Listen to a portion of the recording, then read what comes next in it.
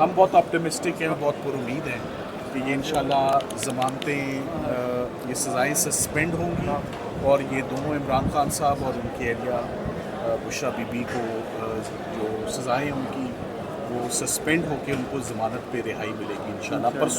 پرسوں 3 بجے کا ٹائم جج صاحب نے مقرر کیا کہ وہ 3 بجے اپنا فیصلہ پرسوں عدت اور نکاح کیس پہ ضمانتوں کے حوالے سے سنائیں گے، اور ساتھ ہی ساتھ میں انہوں نے یہ بھی عندیہ دے دیا ہے کہ وہ 2 تاریخ کو جو ٹائم لائن اسپیسیفائڈ ہوئی ہے اسلام آباد ہائی کورٹ سے آن اپیلز، وہ 2 تاریخ کو اپیلز بھی ٹیک اپ کریں گے، اور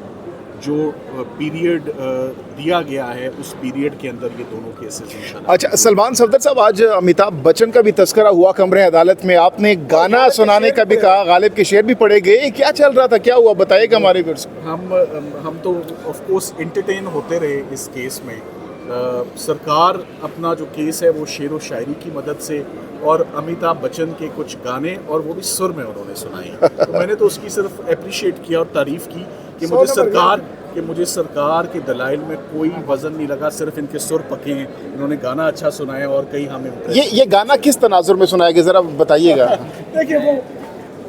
وہ عدت اور نکاح کے کیس میں میرا خیال ہے کہ یہ اگر آپ